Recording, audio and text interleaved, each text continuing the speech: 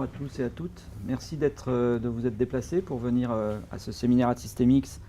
Alors, nouvelle formule puisqu'on inaugure un petit peu cette salle pour nos événements mensuels. On a la chance ce mois-ci d'accueillir René Amalberti. René Amalberti, je ne sais pas comment je vais réussir à le présenter parce qu'il a énormément de casquettes. D'ailleurs, il le fera peut-être lui-même après, mais c'est quelqu'un avec qui j'ai un peu travaillé dans le cadre d'un programme interministériel qui traitait de la qualité et de la sécurité des systèmes de transport, qui s'appelait le Prédit. Et voilà, on s'est côtoyé à ce moment-là. René a un passé de chercheur sur des sujets d'ergonomie, de facteurs humains pour des applications à l'origine peut-être pour l'aviation, mais il a élargi son scope sur beaucoup d'autres sujets. Il est aujourd'hui occupé à une fondation pour la culture de la sécurité industrielle, donc sur beaucoup de sujets industriels, pas uniquement transport. Et puis il est également académicien à l'Académie des technologies. On a le plaisir de l'accueillir pour une heure et des questions un peu plus. Si vous avez des questions, n'hésitez pas à les lui poser et il se fera un plaisir de vous y répondre. Merci. Donc bonjour à tout le monde. Je suis presque certain que ma compétence est très éloignée de la vôtre et que vous serez peut-être déçus d'entendre un domaine qui a finalement peu de ressort technologique, même si tout est connecté à la technologie. Mais mon monde, c'est celui du facteur humain. Je suis psychiatre de formation, il y a bien longtemps, je n'ai jamais trop exercé. Je suis chercheur, en fait, et spécialiste des systèmes complexes, mais vu du côté humain, vu du côté des gens qui bossent dedans et qui les sécurisent, qu'ils soient top manager, président de Comex, président de Total ou de grandes boîtes, ou qu'ils soient plus modestement des mains de terrain. Et donc, le fil rouge, c'est, dans ce que je vais vous dire, c'est comment finalement on a plein d'idées un peu reçues sur comment on sécurise un système et comment une vision systémique repose ses idées dans un champ différent et questionne, alors évidemment il y a des liens, questionne la manière dont on pourrait relayer ce qui est aujourd'hui en partie dans les mains d'humains ou dans les mains de systèmes par des technologies qui sont plus avancées et qui sont très prometteuses, mais qui en même temps ouvrent des vraies questions qui ne sont pas résolues. Alors, Patrice l'a dit, je suis dans une fondation, c'est la FONCSI, la Fondation pour une culture de sécurité industrielle. Juste pour vous dire qu'elle a été fondée en 2006, qu'on a des fondateurs qui étaient Atofina, EDF, Total, Engie, Sanofi, la SNCF, et que nous élargissons progressivement les donateurs et l'intérêt pour les programmes. On a aujourd'hui Airbus, Vinci, Bouygues, la DGAC, l'IRSN qui nous rejoignent sur un spectre de problèmes qui est de plus en plus large. Et justement, notre principe, c'est dans le fond de mettre en opposition, et puis après un alignement si possible, ce que dit l'académie et ce que fait l'industrie. Parce que de façon récurrente, dans ces domaines complexes qui touchent aux facteurs humains, à la gouvernance, au risque, il y a plein de chercheurs, plein de labos et plein de technologies qui disent qu'il faut faire d'une certaine manière, et puis il y a une industrie qui, pour des raisons multiples, ne fait pas exactement ce qui est dit. Donc on est devenu progressivement un think tank international, c'est notre raison d'être, et on prend des sujets et on les traite pendant 2 ans avec des experts internationaux. On travaille en 3 langues, en anglais, en espagnol et en français, et on essaye d'éplucher le domaine avec différentes perspectives technologiques, humaines, gouvernance, politique, et de voir comment on peut sortir. Alors voilà les domaines qu'on a regardés dans le temps passé: la concertation citoyenne, la décision dans l'incertitude sur les systèmes complexes, la sous-traitance, y compris dans ses modalités technologiques, puis plus récemment les modèles de sécurité, la professionnalisation à la sécurité, les facteurs humains et organisationnels dans les entreprises. On va ouvrir dans quelques mois le 3e programme avec la génération des travailleurs à venir, les problèmes de sécurité réglée, sécurité gérée, je vous en reparlerai très vite, les relations entre contrôleurs et contrôlés, et d'une certaine façon l'évaluation des systèmes complexes et leur surveillance, ce qui est évidemment un sujet complexe. Les questions vives de la relation donneur d'ordre contractant, et puis les dynamiques participatives et comment finalement on peut les lire dans un futur. Alors je commence par des choses très générales, mais qui appartiennent vraiment à mon monde. et évidemment au vôtre, parce que vous vivez dedans, le risque dans les différentes industries dans le monde est terriblement différent si on le mesure en termes de catastrophes. Certaines industries, elles peuvent être des PME plutôt, hein, mais les marins-pêcheurs par exemple, ils coulent un bateau sur 100 chaque année en France. C'est juste énorme, dément, quoi. Et à côté de ça, évidemment, on a l'aviation, le nucléaire, les superstars qui sont très sûrs. Et entre les deux, on a toutes les industries qui se mettent au milieu, avec un constat quand même assez général qui n'est pas sans poser des problèmes théoriques, et puis après pratiques dans leur déclinaison, c'est que la sécurité partout s'est améliorée, elle s'est améliorée progressivement, et donc on a échangé fréquence avec gravité. On a très peu d'accidents, mais les accidents qui restent dans une société plus dense sont plus graves.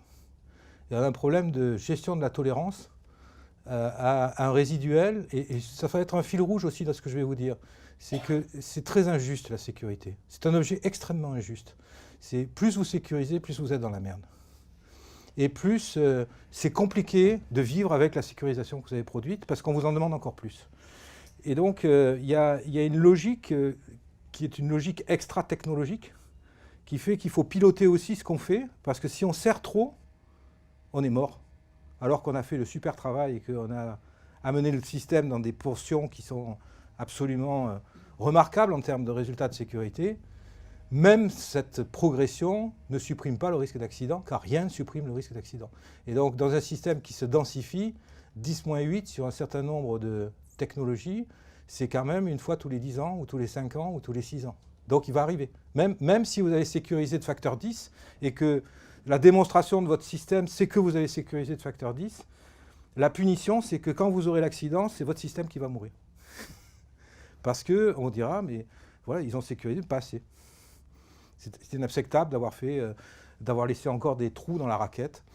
Et évidemment, c'est un vrai sujet. Alors, on va balayer, et franchement, là j'en profite pour dire, arrêtez-moi, mais arrêtez-moi très très simplement, vous levez la main, vous ne levez pas la main, vous dites quelque chose, parce que ce sera plus intéressant de partager peut-être des discussions à certains moments que de me laisser parler sur des sujets. On va balayer 5 grands thèmes de systémique, le temps du système, les facteurs de réglage, sécurité réglée, le périmètre des risques à considérer, qui est vraiment un problème de systémique très important, la mesure, aussi un problème très important. À chaque fois, en fait, c'est la même logique qui est derrière. Est-ce qu'on fait une mesure de spécialiste dans son domaine, ou est-ce qu'on ouvre la mesure pour regarder le système vu du ciel? Auquel cas, on met plein d'autres choses dedans, mais du coup, comment on valide son système dans un système qui est mesuré par plein d'autres choses? Et évidemment, c'est une vraie discussion. Et puis, comment on peut améliorer les choses? Alors, le temps de système, je commence par vous dire que vous êtes vivant, et c'est bien, mais dans le fond, tout est vivant. Sur la planète, tout est vivant, y compris l'industrie. Ça veut dire qu'elle va mourir. C'est inscrit dans le mot vivant. C'est-à-dire qu'il n'y a pas de système qui ne meurt pas. Il y a des couplages qui ont une durée de vie de 100 ans, 80 ans. En gros, c'est la vie humaine. Hein. Les systèmes industriels dans leur couplage. Alors, qu'est-ce que c'est qu'un couplage? Par exemple, c'est de dire je dois transporter, j'ai un besoin, je dois transporter les gens. Et mon premier couplage, c'est de le faire avec des ballons dirigeables. Un autre couplage, c'est de le faire avec des avions. Mais après, dans le futur, on pourrait dire un troisième couplage, c'est de le faire avec du virtuel, et puis de ne pas les transporter, mais les transporter que virtuellement dans un monde. Et si on le fait dans un avion, il y a encore des sous-couplages. Vous le faites dans un avion avec des pilotes, mais un jour, vous pouvez avoir un couplage qui est, vous faites le transport, il n'y a plus de pilote. Donc, un couplage, c'est une vie de système. Ça définit, en général, une période où on a eu des inventeurs géniaux qui ont dit, voilà, on peut coupler comme ça. Donc, si on prend von Zeppelin, il a inventé le ballon dirigeable en 1870, hein, donc c'était juste génial. Le ballon dirigeable qui était vraiment dirigeable économiquement, technologiquement. Bon, il avait de l'hélium, il n'avait pas d'hélium, il avait de l'hydrogène. C'était pas extraordinaire parce que c'était un peu inflammable, mais à l'époque c'était quand même pas mal. Et bon, il a traversé un petit moment où il était un peu seul. Après, les militaires s'en sont servis parce qu'il est arrivé les guerres. Et puis, dès le début de 1918, ça devient un objet commercial. Donc, c'est la deuxième phase. On est sorti du précurseur, des idées que vous manipulez, vous, dans vos laboratoires, et qui sont des idées de test, dans lesquelles on vous pardonne complètement les échecs. Même si vous faites flamber le labo, ça sera anecdotique, quoi. Ça restera qu'une mauvaise impression locale. Et on rentre dans... vous avez réussi à passer la phase 3, vous avez eu des financements mondiaux qui font que vous avez le relais sur la start-up et que c'est parti, et que donc ça devient un objet industriel. Alors c'est devenu un objet industriel. L'objet industriel, il va progresser pendant la plus grande partie du cycle de vie du système, c'est-à-dire qu'il va pendant 50 ans, 60 ans, 40 ans, suivant les vies de système, de couplage, ça ne va être que mieux. Ça va être repris en charge par des ingénieurs qui ne sont pas vous.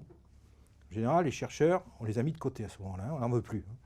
Donc on les met de côté parce que sinon le système est trop instable. Mais on prend des développeurs, ce qui est une espèce un peu différente, qui peut migrer d'un bord à l'autre, et qui vont optimiser. Ils vont optimiser un système pour son objectif de marketing, de vente, et de demande de clients, de demande de marché. Et ça va s'optimiser à toute vitesse. Donc aujourd'hui, on n'en est pas tout à fait là sur les nanos, mais le jour où on va enclencher, on va avoir une accélération avec des gens qui vont prendre l'outil, qui vont...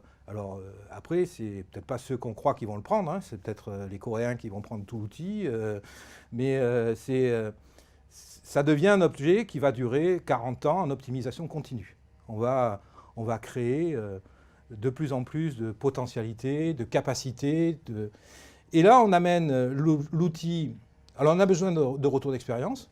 Ça dure 40 ans, évidemment, mais le retour d'expérience, on le mange tout de suite pour améliorer l'outil. On regarde ce qui ne fonctionne pas bien, les clients qui ne sont pas contents, on a des boucles courtes, on améliore l'outil sans arrêt. On a plein de problèmes dans la réalité, parce que l'outil, il est encore un peu immature, il est très encore en déploiement, mais ce n'est pas grave. On peut avoir des accidents à ce moment-là. Durant presque toute la vie du système, on peut avoir des accidents, on vous les pardonne. Parce que, quelle est la posture? C'est en fait la posture juridique qui fait qu'on vous pardonne.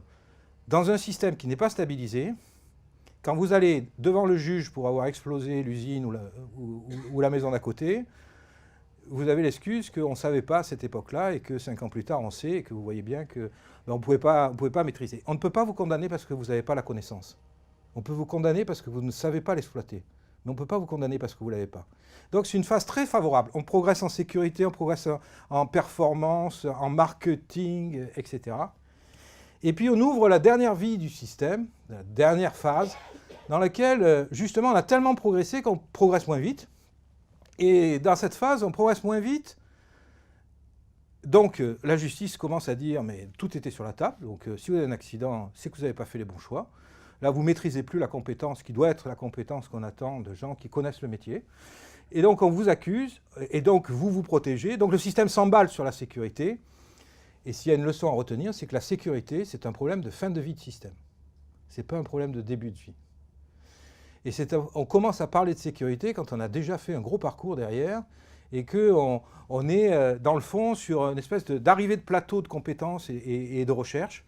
Et le problème, c'est qu'à partir de là, il va y avoir un emballement sur la sécurité qui va ralentir le bénéfice progressif de marketing du système, parce qu'on va finalement dévier une partie... D'abord, on va mettre des contraintes supplémentaires, on va dévier une partie financière sur la sécurité. Alors, on peut créer des niches technologiques qui profitent de ça, hein. On peut avoir des boîtes qui vont se spécialiser, évidemment, qui vont prendre ce marché de sécurité pour l'hyper-sécuriser. Mais enfin, c'est juste ce que je vous ai dit avant, plus ils vont hyper-sécuriser, plus ils vont hâter la fin de ce système, puisque à la fin, il restera quand même un accident, et ce sera ce qu'on appelle le dernier accident. Et le dernier accident va faire que, depuis un moment, on commence à voir que c'est plus très rentable, le système, et on a réouvert les bureaux de recherche, on a remis du flux financier, et on a des nouvelles idées qui arrivent, qui vont être le cycle d'après, et qui vont prendre le relais. Et c'est très important en systémique de comprendre où vous travaillez, parce que faire un système pour lequel vous êtes au début du cycle, c'est d'abord beaucoup mieux en matière de risque, parce que c'est beaucoup plus ouvert, beaucoup plus open. Faire un système en fin de cycle, ça vous enferme dans un univers dans lequel le profit sera limité en horizon temporel. Donc il va falloir évidemment gérer ces contraintes et elles sont simplement celles de la vie. Juste pour vous dire aussi qu'en fin de vie, les systèmes ne voient jamais leur fin de vie parce qu'ils se défendent et ils deviennent un peu aveugles. Et si vous voulez une caricature de ça, c'est évidemment la photographie argentique, hein, c'est Kodak. Jusqu'au dernier moment, ils n'ont pas vu qu'ils étaient balayés. Ils ont été balayés littéralement par le cycle d'après. Mais c'est vrai pour toutes les technologies, ça sera vrai pour le nucléaire, c'est absolument vrai pour toutes les technologies. Le nucléaire, tel qu'on l'exploite avec le couplage actuel. Il y aura d'autres couplages peut-être qui permettront de faire du nucléaire, mais pas celui qui est actuel. Et celui-là, il est en fin de vie. Les pilotes sur les avions, c'est en fin de vie. Ça a 10 ans, 20 ans, mais on est au bout du cycle. Parce que le coût devient inexploitable par rapport aux bénéfices et on a intérêt. Et on sait où est le cycle d'après. Hein. Le cycle d'après est technologique, il est guidé par satellite, etc. Donc tout est prêt. Et à un moment, on attend juste des opportunités sociales, le dernier accident, le glissement, la maturité industrielle, les amortissements.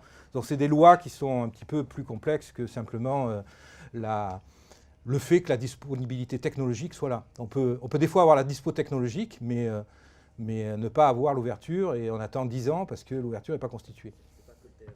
Quoi? C'est pas que le TRL. C'est pas, absolument. Absolument. Et c'est vrai sur plein de domaines. Et en même temps, aujourd'hui, par exemple, dans votre domaine, on sait que les avions sont certifiés avec une interdiction de mettre de l'IA ou quasiment une interdiction de mettre de l'IA parce que les procédures de certification ne sont pas aujourd'hui robustes à de l'IA, mais on sait aussi qu'on est prêt à l'étape d'après et qu'il suffit d'un crantage positif pour qu'on bascule le système. On le fera avec une transition qui est déjà un peu dans la tête des constructeurs. Et ça peut durer 5 ans de plus, simplement parce qu'il y a des résistances sociales et que le contexte n'est pas acquis pour basculer, même si on est prêt. Et donc ça peut des fois être un problème parce que ça peut freiner des crédits de recherche à un certain moment ou arriver avec une techno, je pense, c'est juste un exemple, hein, mais la techno de Lausanne sur les brain computer, qui est une super, c'est déjà, comme le système est allé trop lentement au niveau sociétal, c'est déjà dépassé quand ça ne marche pas encore. Et donc, ça n'a pas un grand avenir pour IBM de penser que ça a été un bel objet marketing, mais s'il avait dû être utile, il fallait que la société soit plus en synchronie avec le développement. Il se trouve qu'il y a eu un décalage dans la société pour des raisons qui dépassent un peu ce qu'on peut discuter ensemble, mais qui sont finalement très, très faciles à comprendre. Et du coup, le système il va être limité parce que travailler avec la technologie avec laquelle il travaille ne permet pas de voir un futur extrêmement fort en matière de capacité d'IA. Et que donc c'est plutôt passage de nanotechnologie à des capacités différentes qui fournira l'élément d'après. Donc voilà, donc ça c'est important, c'est le premier point, c'est le temps. Ça je vais le passer. Le deuxième temps, c'est les facteurs de régler-gérer. Alors qu'est-ce que c'est les facteurs de régler-gérer? C'est que la sécurité totale, c'est la sécurité que vous mettez en contrainte dans le système. Donc vous fermez le système, vous lui mettez des lois, tout ce que vous voulez dedans, des contraintes, plus l'intelligence des gens qui travaillent dedans. Ce qu'on appelle la sécurité gérée. Et évidemment, il faut les deux. Mais le problème, c'est le réglage entre les deux. C'est qu'est-ce que vous laissez comme autonomie dans un système aux opérateurs de première ligne. Alors c'est très important et ça vous touche très directement. Je vais vous expliquer, parce que vous ne le pensez sans doute pas dans ces termes, que vous êtes l'héritage d'une immense transformation du travail. Dans le 19e siècle jusqu'au début du 20e siècle, le travail était en possession des métiers. Donc il y avait des métiers qui avaient une compétence extrême et qui étaient organisés en corporation, avec des frottements entre métiers bien sûr, hein, mais ils étaient organisés en corporation, ils définissaient leur travail, ils avaient l'autonomie de ce travail et la compétence dans le travail. À partir de 1950, 1940, on commence à faire des théories qui vont se transformer réellement dans l'industrie, qui vont transférer au management la conception du travail. Et donc on va avoir des bureaux d'études de plus en plus sophistiqués, de plus en plus outillés en matière de technologie, qui vont concevoir le travail, sa bordure, sa conduite et sa sécurité.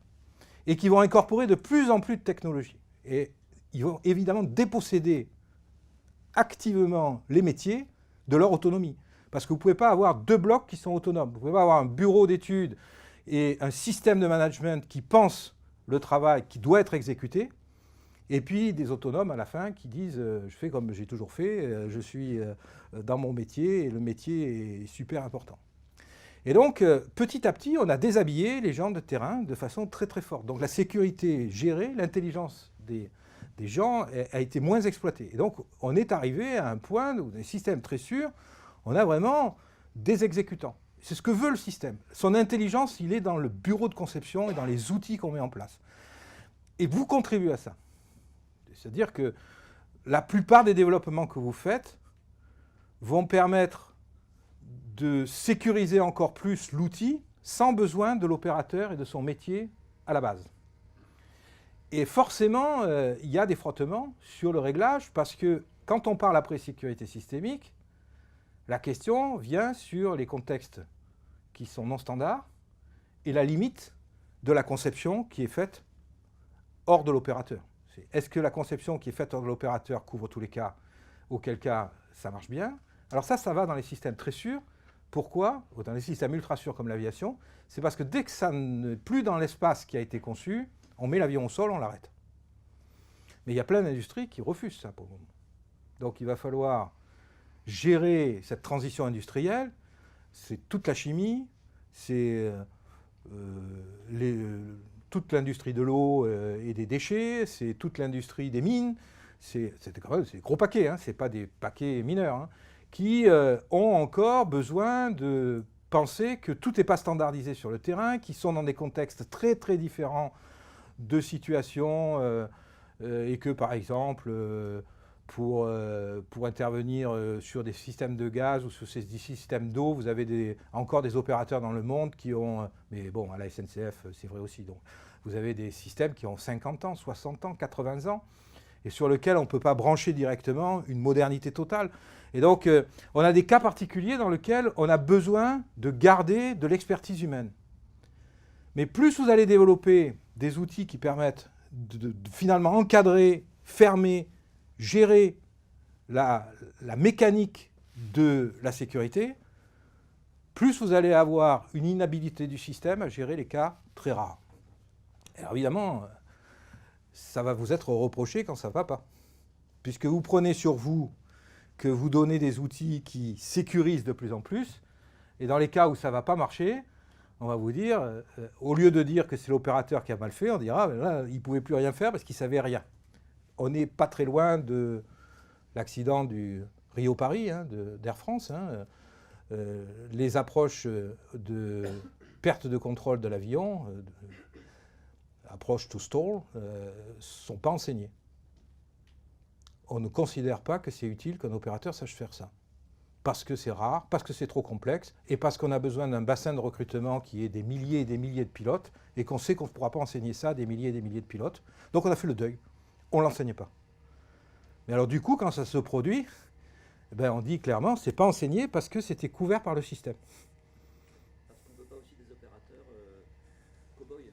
Alors on ne veut pas des opérateurs cow-boys, mais dans ce cas-là, c'est presque l'autre extrême. C'est, oui, on ne veut plus d'opérateurs cow-boys, on ne veut plus d'opérateurs même intelligents trop, quoi.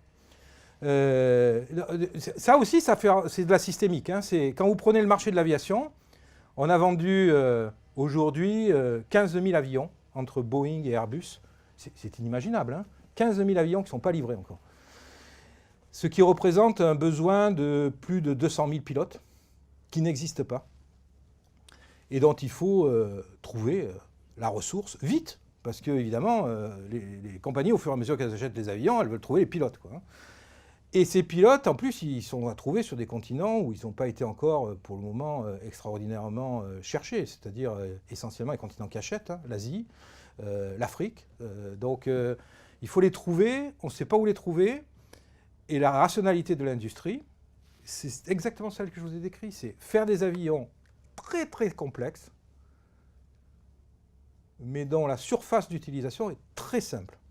est très très simple, de sorte à ne pas réclamer un niveau d'intelligence et de difficulté de recrutement des pilotes trop grand. Alors, on peut taper dans un grand bassin de recrutement, et donc on est à peu près sûr de trouver les pilotes parce qu'on va les prendre à Bac+1 et que c'est un niveau qui est mondialement assez fourni. Et dès qu'on aurait la prétention d'aller chercher des pilotes à Bac+5, on n'aurait pas la ressource. C'est impossible de trouver les 200 000 pilotes dans les... Donc, cette vision de simplification, mais aussi de détricotage de la position des gens qui sont exactement en frontline, elle fait partie des choses que vous devez concevoir, parce que vous faites indirectement, mais vous y contribuez quand même, notamment dans ces domaines très technologiques, des outils qui permettent de finalement, petit à petit, enlever la compétence des gens. C'est terrible, mais c'est vrai. Et du coup, la responsabilité en matière de systémique, c'est à partir du moment où vous faites ça, bon, tant pis pour les gens, on les compensera autrement. Ne regardons pas les problèmes sociaux. À partir du moment où vous faites ça, c'est vous qui prenez la responsabilité du système. Donc, vous transférez une grosse partie de la responsabilité qui s'est passée dans les années 90, 2000, où on disait, bon, les erreurs humaines, c'est vraiment la plaie définitive de tous les systèmes, etc. Maintenant, vous la transformez sur vous, puisque vous enlevez finalement la responsabilité des acteurs de première ligne. Et donc, c'est important de comprendre ça. Alors, il y a encore beaucoup d'industries qui sont ultra adaptatives et qui ont besoin d'experts. Je ne sais pas si elles sont très résistantes, mais elles le sont pour le moment. Elles le sont à des très hautes technologies, parce que justement, elles veulent garder cette autonomie, ces marins-pêcheurs, etc. De l'autre côté, on a des industries qui sont très avides, finalement, de prendre encore plus de technologies en embarqué, parce qu'elles ont déjà fait le pas, et que, dans le fond, elles ont déjà des opérateurs qui ont renoncé un peu à être des autonomes. Et donc, on les supervise et on utilise à fond des systèmes très, très sophistiqués de technologie et qui, évidemment, seront des choses que vous allez développer. Au milieu, on a un modèle de haute fiabilité, High Reliability Organization, dans lequel on a encore des gestions qui sont très au niveau du groupe humain, mais ces gestions sont de plus en plus aussi couvertes par des capacités d'assistance, et notamment d'assistance à la décision, qui sont extrêmement importantes aujourd'hui, et qui, ici, on est véritablement dans l'exécution. Donc le pas en fait en technologie, c'est qu'ici, on est encore dans une autonomie très forte des humains. Ici, on est dans une assistance à la décision, une assistance à l'organisation, et on laisse le groupe s'approprier finalement l'outil pour faire la décision réelle, mais elle est très largement distribuée par l'outil technologique. Ici, on est dans la réalité de l'autonomie, donc on est de plus en plus dans la capacité à gérer le système uniquement avec les technologies. Et évidemment, on a un push régulier pour transférer progressivement les systèmes dans cette direction. Je vais sauter ça parce que ce n'est pas ce qui nous intéresse. Je voudrais juste faire, pour vous amuser, quand même quelques remarques sur des points qui sont loin d'être simples. Une des idées très fortes de justement le bon sens public, c'est que pour avoir moins d'accidents, il faut être plus formé. Alors je vais juste faire un clin d'œil sur le fait qu'on a beaucoup d'études, mais il y en a une qui est très souvent citée. On a fait un regard très très très analytique sur les raisons pour lesquelles les gens meurent dans les avalanches et ceux qui ne meurent pas dans les avalanches. Et ce qui a été trouvé, c'est pas une surprise, c'est que les gens qui meurent dans des avalanches meurent les jours où, en gros, il y a une sirène permanente qui dit « partez pas dans la montagne ». C'est pas une surprise, hein. Ils sont dans les conditions les pires et dans les endroits où il y a accumulation des conditions les pires. Et c'est particulièrement bien balisé par la météo, par les préventions de tout ordre. Plus extraordinaire, mais pas vraiment, ceux qui meurent dans les avalanches sont de très loin les plus experts. C'est là où on a les guides. Il suffit de regarder les journaux. Hein. Vous suivez les journaux et suivez tous les gens qui meurent en France à l'hiver. Vous verrez, il y a toujours un guide derrière, dans 9 cas sur 10. Alors, où ce sont des guides carrément, ou ce sont des super professionnels, les avalanches, qui viennent mourir. C'est plutôt des groupes un peu plus grands que la normale. Il faut mieux être à 5-6 pour mourir qu'à 2. On renonce moins, on va plus au carton. On se donne plus de potentialité. Et alors, qu'est-ce qui est derrière ça? C'est assez simple, hein. C'est que le risque est attractif parce qu'il est valorisé socialement. et qu'il est, paradoxalement, les surexperts d'un domaine ont un risque d'accident évidemment supérieur aux gens normaux. Et quand on regarde les courbes d'apprentissage, on voit que, évidemment, les apprenants baissent leurs risques jusqu'à une fenêtre sûre. L'aéronautique se limite à ça. Interdit d'avoir des pilotes exceptionnels, interdit d'avoir des matériaux exceptionnels et des configurations exceptionnelles. C'est par la loi, par le code.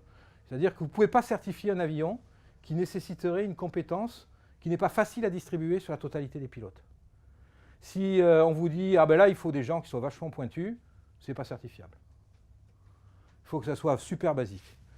Et évidemment, vous avez un autre monde dans lequel on ne se gêne pas pour sortir, c'est la médecine, où là, welcome les experts et les gens qui improvisent. Alors ça permet de sauver des situations rares ou fréquentes. En médecine, ça peut être fréquent. En tout cas, ce n'est pas une garantie de ne pas avoir des accidents. Plus on est expert, plus on va générer du risque. Il manque une dimension dans votre cours, il manque l'occurrence de pratique. Un expert va à une dimension Alors, absolument. de pratique bien plus importante qu'un débutant. Oui, absolument. Donc, cette distribution, elle n'est pas tout à fait sur 2 axes. Elle prend en compte... Sur 3 axes, voire sur 4 axes, parce qu'il y a la causalité aussi certes, qui n'est pas la même. certes.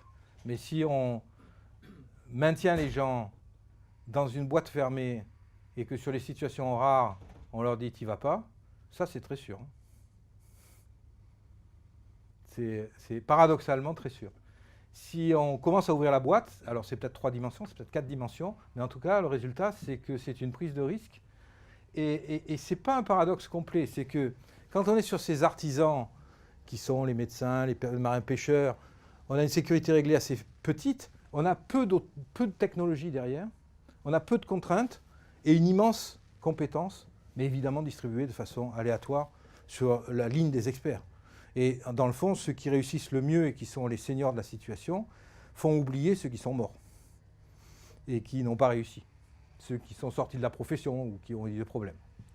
Quand on sécurise un système, on augmente fortement la contrainte et donc on augmente également la technologie qui crée la contrainte et mécaniquement, c'est un peu ce que vous venez de dire, on va perdre de la compétence.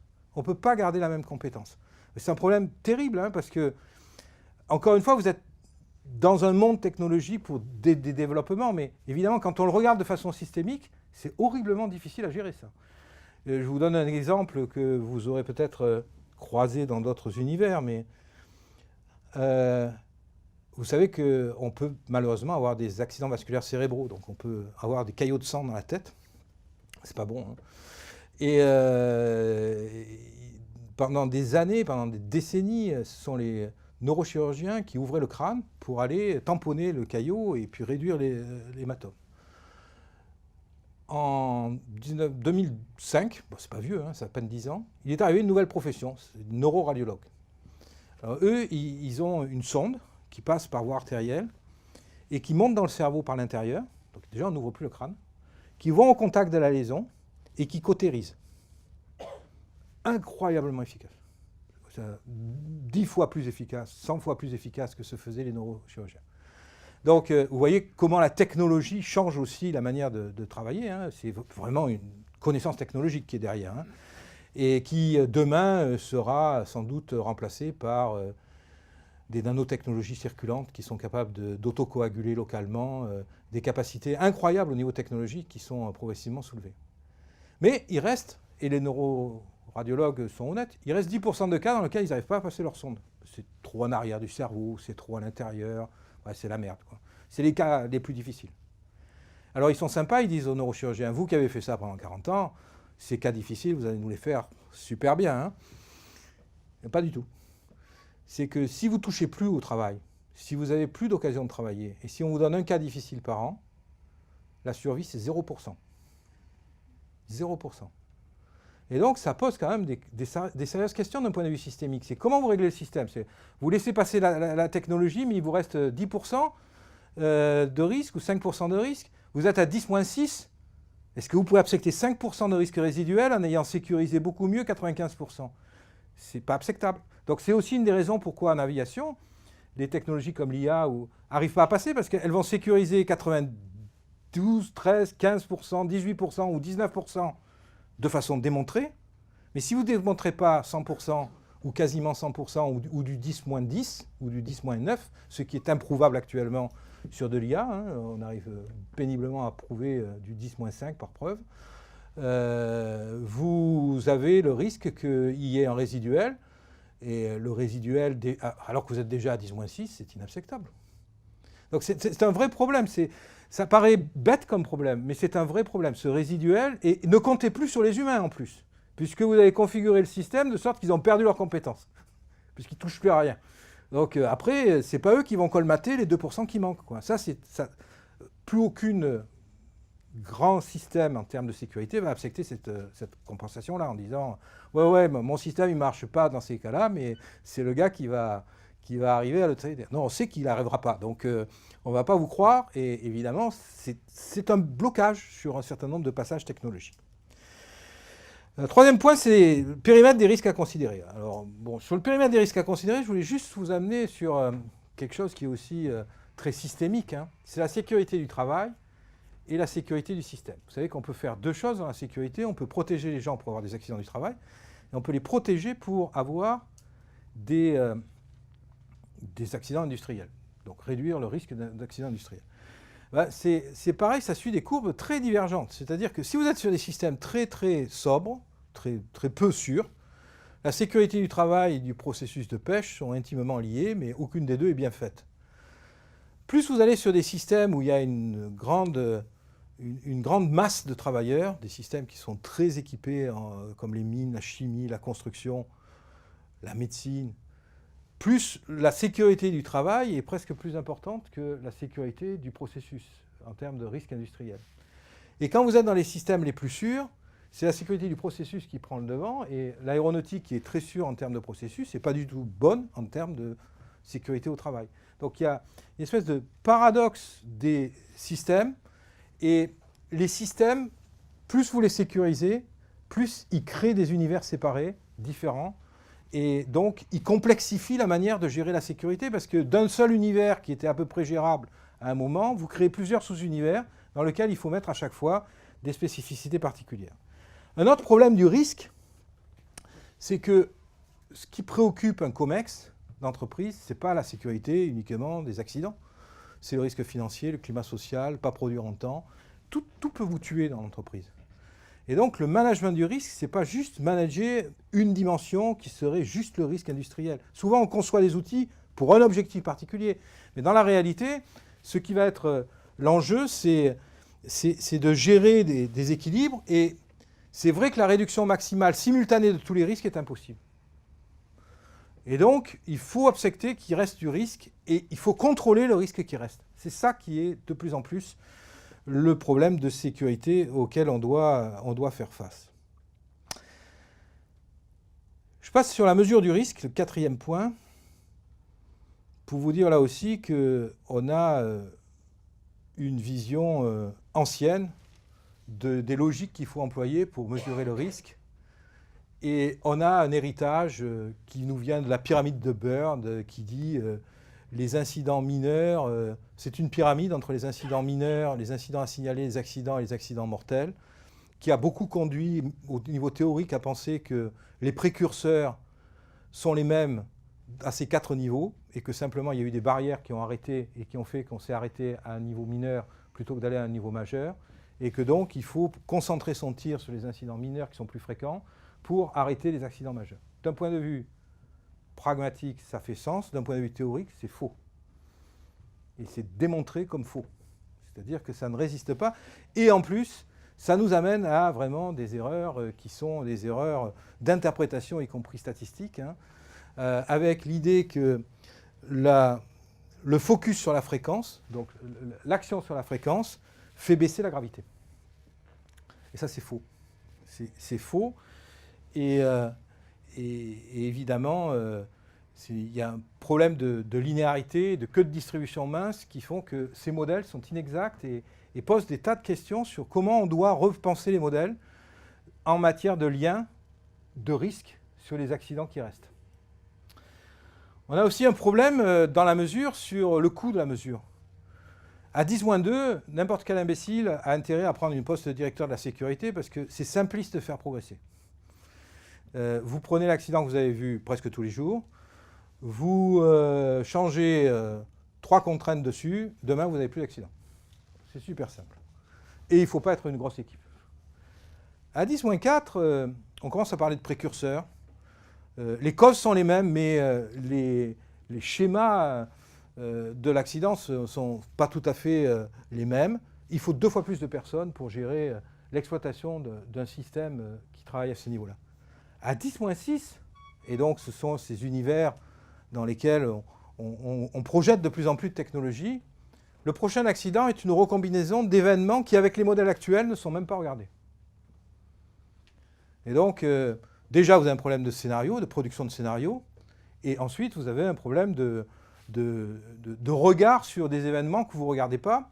Évidemment, il vous faut des machines extrêmement puissantes, et il vous faut beaucoup d'hommes. Alors, là encore, vous intervenez parce que une partie de la compétence des nouvelles technologies imagine que, via les big data, on va pouvoir aller chercher des choses qu'on ne sait pas chercher aujourd'hui à ce niveau-là, et qu'on va pouvoir pousser le système sur des niveaux qui n'ont jamais été vus avec des alertes. Alors, ce n'est pas exclu que ça soit vrai, mais ce n'est pas prouvé que ça soit vrai non plus. Aujourd'hui, trouver des corrélations qui font sens pour des actions préventives reste hors de portée des analyses de big data. Et vraiment, c'est un domaine de recherche, quoi. C'est pas le tout de dire on va faire du digging et puis on va rentrer dans des milliards de données et d'indicateurs. Le fait d'en tirer un élément qui vraiment est décisionnel sur qu'est-ce qu'on change dans la pratique, qui va prévenir un accident, en plus on a un problème de preuve, hein, c'est que vous savez qu'en sécurité, mais on va le revoir juste après, la preuve c'est l'absence. Donc c'est hyper difficile à prouver que vous avez réellement fait quelque chose. Donc on est avec un outil qui a beaucoup de potentiel, dont on ne sait pas très bien aujourd'hui comment s'en servir. Et l'industrie est très appétissante et en même temps très inquiète de se mettre devant un outillage dont elle ne saurait pas quoi faire, mais qui ressortirait un certain nombre de points qui, eux, seraient publics. Parce que ça, c'est un autre problème de l'approche de la sécurité dans le monde, c'est que si vous mettez des outils qui sortent des résultats sur le domaine de la sécurité, ils sont au moins publics au niveau juridique, et souvent publics tout court. C'est-à-dire que c'est très difficile de les garder confidentiels. Si vous avez un système qui voit des problèmes, on vous dira, au moins au niveau des audits, des inspections, etc., de montrer les problèmes que vous avez. Et donc, si vous n'êtes pas extrêmement bon dans la prédiction et que vous montrez des problèmes qui ne sont pas prédictifs, vous allez générer un coût et un bordel dans le système qui va être très, très notable. Et c'est un vrai risque, mais c'est aussi une vraie promesse. Donc, c'est un vrai sujet sur lequel on est déjà dedans. Hein, sur la plupart des grands systèmes, on peut sortir à peu près 10 puissance 2, 10 puissance 3, plus, enfin, indicateurs additionnels et données additionnelles que ce qu'on sort aujourd'hui. Et dès aujourd'hui, on peut faire ça, on peut faire ce saut. Donc le problème, c'est est-ce qu'on est prêt à le faire? Est-ce qu'on est prêt à passer de ce qui serait une compétence de laboratoire à une compétence réelle? Et la réponse dans l'immédiat, au moins pour l'aviation, c'est on va le faire, mais par zone. On va essayer sur des points de maintenance, on va essayer sur des points technologiques d'abord. Et puis, on va voir comment c'est robuste. Encore une fois, toujours avec la même idée, c'est que derrière, il faut prouver avec des dossiers pour des certifications qui, eux, ont une valeur juridique. Et c'est super important de penser à ça parce que c'est ça qui freine. Hein. Si on n'a pas le béton en matière de démonstration, on ne le fera pas pour des questions juridiques. On attendra 10 ans, 5 ans, 10 ans, que certains commencent dans un coin, même si vous avez l'impression que la technologie est complètement mature de votre côté. Alors on a un problème global, hein, c'est ce que je viens de mentionner, c'est la tyrannie de l'absence. C'est un domaine très très particulier, la sécurité. D'abord, la demande augmente quand on ne sait plus la mesurer, je vous l'ai dit au début. Et les indicateurs de sécurité sont les rares indicateurs dont l'objectif n'est pas de croître, mais de diminuer. Presque tous les indicateurs, on les fait grandir dans l'entreprise, mais ceux-là, ils ne doivent que converger vers 0. Et on a un problème avec le 0, c'est qu'une fois qu'on est à 0, on ne sait plus piloter la sécurité. Le système devient silencieux. Donc on crée d'autres indicateurs qui sont encore bruyants.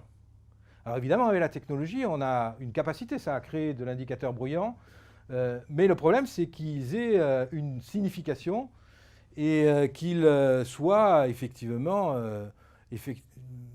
des indicateurs qui parlent. Et donc, on a un vrai sujet de pertinence des indicateurs qu'on va créer juste pour faire du bruit, pour pouvoir piloter la sécurité. Et aujourd'hui, on met dans les mains, et ça c'est aussi un problème de compétences à donner, on met dans les mains des directions HSE, donc les directions de sécurité, des outillages technologiques d'indicateurs, dont ils sont avides parce que ça leur permet au moins d'avoir des tableaux où il y a du positif et pas que du zéro. Ce qui permet de négocier dans les COMEX et les CODIR en disant, vous voyez, tout n'est pas parfait. Parce que si vous arrivez que tout est à zéro, vous n'avez plus un rond. Hein. On vous dit, bon, ok, bon, ben maintenant on passe à la production, on passe au marketing, on passe à autre chose, mais vous êtes parfait, donc ça ne mérite pas de rond. Donc si vous voulez garder des ronds et être avec une certaine dynamique, je vous explique juste les choses en mots simples qui sont la réalité de tous les jours. Hein. Vous êtes obligé de créer du bruit. Et donc les outils technologiques que vous produisez sont capables de créer du bruit, parce qu'évidemment ils peuvent chercher des choses qui ont une valeur de bruit. Après le problème c'est le pilotage avec ce bruit qui n'a pas de sens. Il faut que le bruit ait du sens. Et donc, c'est ce lien qui est très, très important. Excusez-moi, pourquoi vous parlez de bruit? Typiquement, quand on parle de SST, sur la sécurité au travail, quand on arrive à l'état 0, c'est le Graal absolu. Les autres indicateurs, ce dont vous parlez, effectivement, ça va être la recherche des causes. Et le pilotage, il bascule non plus sur le risque, enfin, la sécurité, Oui. qui est le résultat d'une mauvaise résilience à un risque, et qui va être sur le contrôle de l'apparition de nouveaux risques. Exact. C'est pas du bruit, ça. C'est pas du bruit. Et un responsable SST d'un site qui va, une fois qu'il a atteint son zéro, monitorer en fait un ensemble de zones à risque et de dire que justement dès lors qu'il y a un risque qui va pas, il va mettre en place des actions de mitigation pour réduire ce risque et faire en sorte que son indicateur reste à zéro. En quoi c'est un bruit? C'est un bruit parce qu'on s'éloigne de l'indicateur cible et qu'on va créer un indicateur qui est un indicateur intermédiaire, qui est simplement corrélé. Vous dites causal, mais... Il y a une différence entre le résultat, qui est le risque, qui est la sécurité. Parce qu'en fait, vous avez dit tout à l'heure, la sécurité est un risque. La sécurité n'est pas un risque, la sécurité, C'est un résultat. c'est un résultat D'accord. d'une exposition Oui. à un ou plusieurs risques. Et donc là, on bascule juste du pilotage du subi au pilotage, est-ce qu'il y a une forme de... Sauf qu'on va faire réduire progressivement ce nouvel indicateur. On va le ramener à zéro aussi. Hein. On mettra peut-être du temps, hein, mais à chaque fois, on va essayer de le ramener à zéro. Et donc, on a une logique qui est quand même de prendre des indicateurs qui sont de plus en plus décorrélés, alors supposés être la cause. On remonte dans l'arbre des causes, en fait, si on part... Oui, enfin, vous remontez dans l'arbre des causes, mais avec une certaine fragilité. Hein. Au début, on monitor ce qu'on subit, et on finit par monitorer... Sauf que le système change, les contextes changent, l'arbre des causes change, et vous n'êtes pas toujours dans un arbre des causes qui est vraiment causal, hein, ou qui est causal, mais avec des relations complexes. Après, il y a ce qu'on ne connaît pas. Ouais. Il y a ce qu'on connaît Et donc, il y a une vraie exposition à travailler sur des objets qui sont de plus en plus éloignés de l'objet initial. Et c'est vrai qu'il y a une forme de pilotage impossible parce que c'est vrai que la maîtrise est de moins en moins évidente. C'est vrai aussi qu'on a une bascule de variables quantitatives qui étaient quand même des variables assez simples en matière de démonstration à des variables qui sont de plus en plus qualitatives.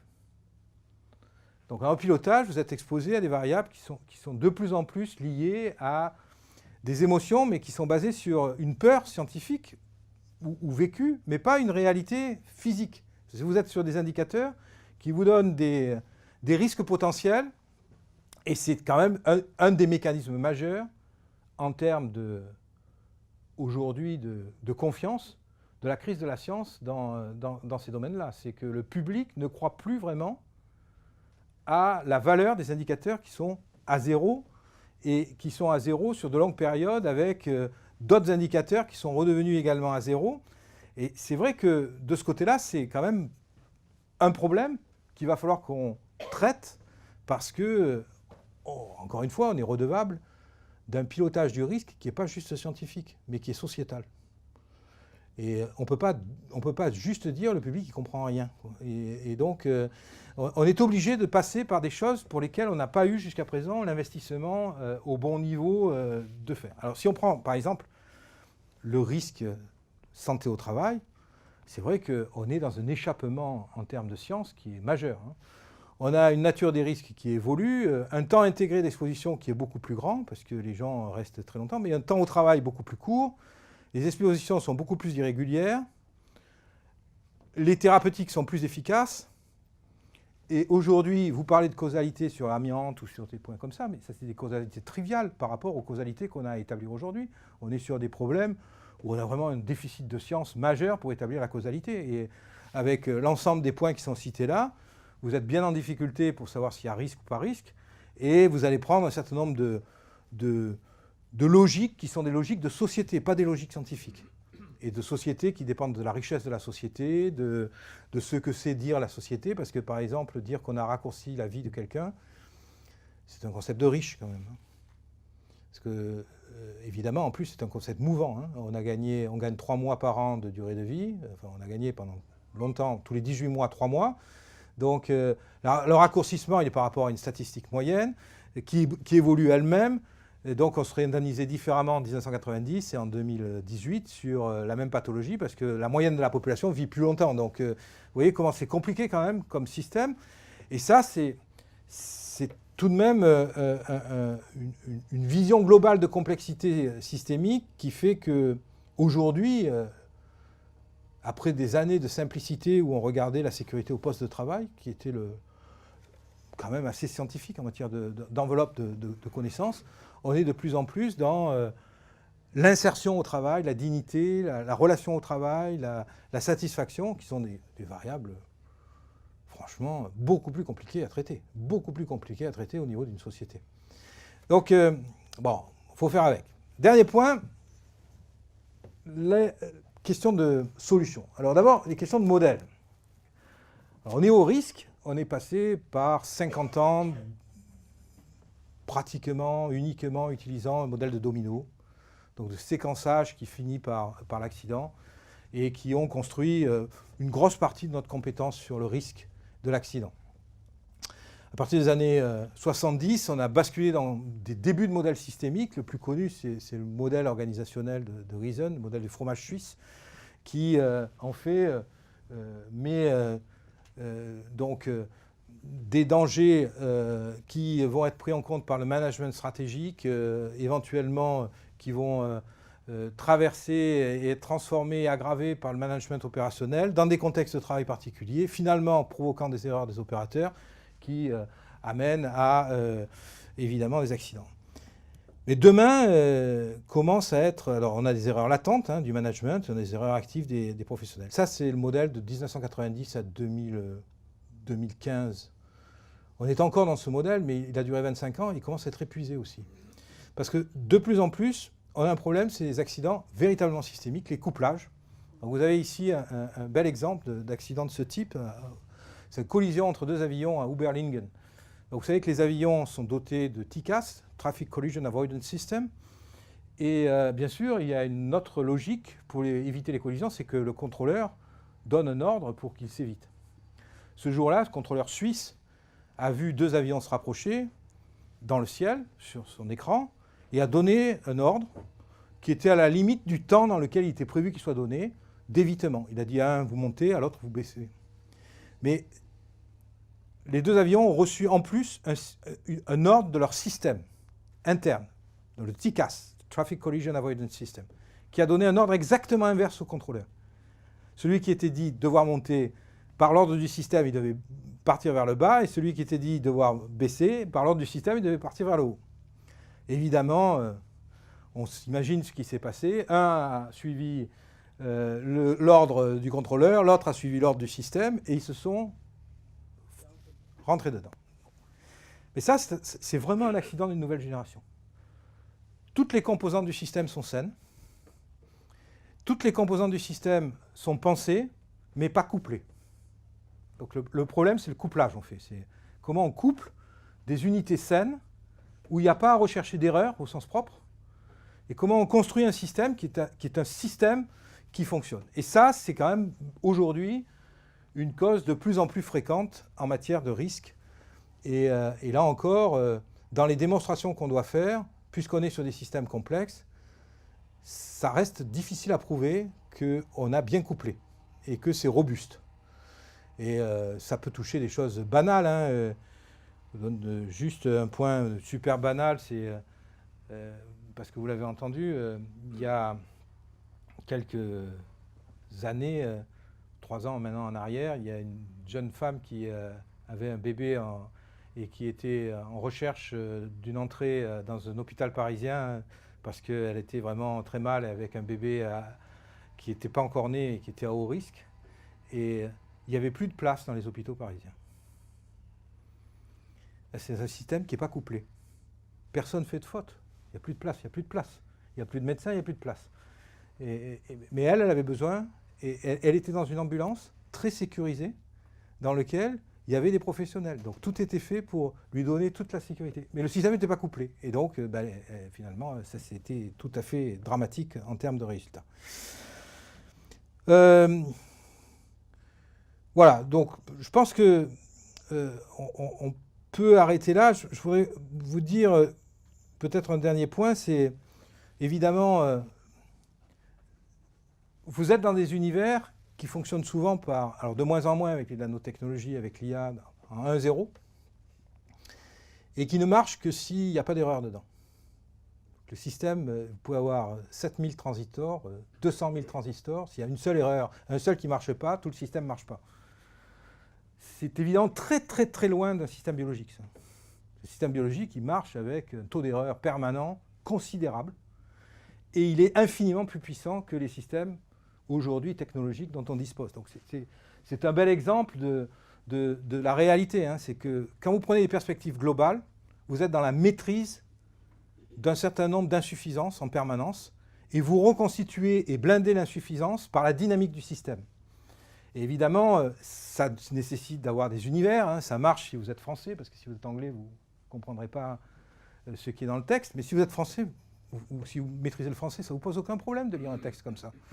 Et c'est vraiment là un rapport entre technologie et système cognitif qui est encore à rapprocher. Alors je sais qu'il y a des directions dans lesquelles ça va. Hein. On est aujourd'hui dans des systèmes, particulièrement les nanotechnologies, qui espèrent pouvoir en partie introduire une souplesse plus grande, mais c'est forcément nécessaire. Il faudra sortir de l'idée qu'il faut 200 000 chiens, de photos de chiens pour faire apprendre un système à reconnaître un chien, parce qu'un enfant, il faut un chien pour reconnaître un chien.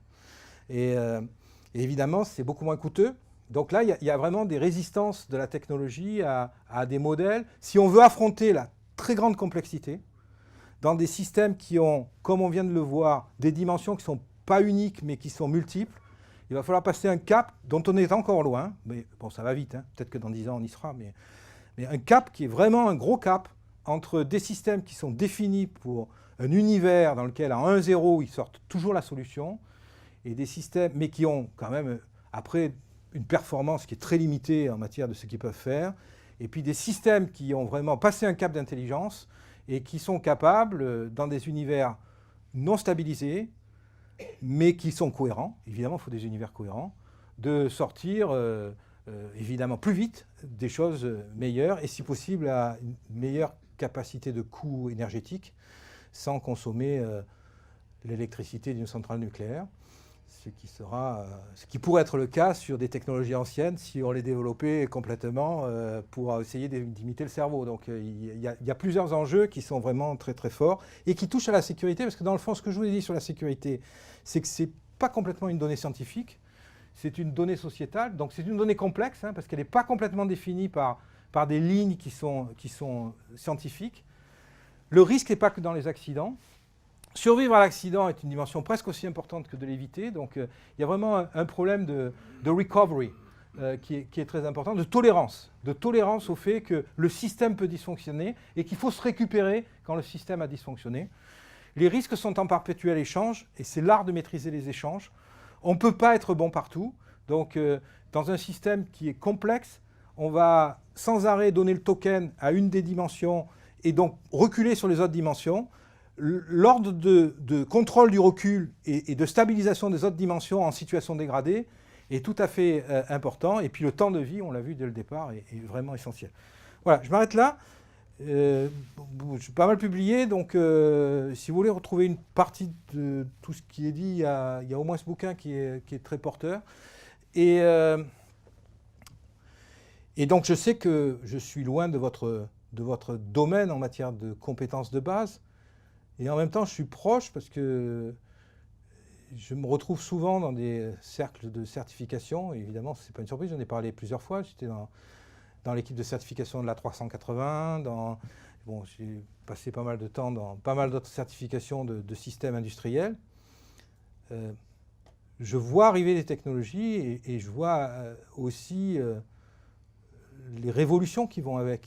Et même si vous êtes, vous, à un niveau micro qui développe la technologie, une partie de votre futur, c'est aussi la manière dont la société se les approprie. C'est comment elle peut se les approprier, comment elle peut changer finalement, de façon assez forte, hein, et éventuellement avec des conséquences qui peuvent être parfois un peu regrettables, puisqu'on a vu qu'une partie de ce que vous allez faire, ça va encore plus enlever de la compétence à des opérateurs qui peuvent être vos cousins ou des gens qui sont autour de vous. Mais bon, ça fait partie aussi d'une réflexion plus globale. Mais comment finalement on peut s'approprier ces technologies avec un univers d'usage qui n'est pas simplement la technologie par elle-même, mais comment elle rentre dans le système, comment elle change les règles aussi du système, et comment on change les règles. Et du coup, c'est incitatif de dire aux gens qui sont en contrôle des règles, j'amène cette technologie, elle marche bien, et pensez aussi qu'il faut changer telle règle, telle règle, telle règle, qui ne peuvent pas aller avec cette technologie-là, parce qu'elle a ses contraintes, et donc il faut faire évoluer le système globalement. C'est de la systémique.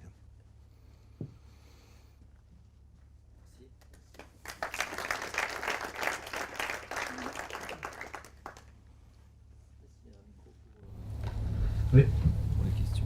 Moi, je veux juste comprendre, en fait, sur la proposition de la fin, une approche globale. Est-ce Oui. qu'elle marche toujours? Est-ce qu'elle est sûre? Le problème, c'est que les systèmes ne peuvent pas être détricotés. C'est forcément une approche globale que vous pouvez faire. Vous ne pouvez pas vous échapper de l'approche globale. Alors, évidemment, vous avez intérêt à être dans une approche non globale parce que c'est plus facile à certifier. Le standalone est toujours plus facile à démontrer que le système couplé.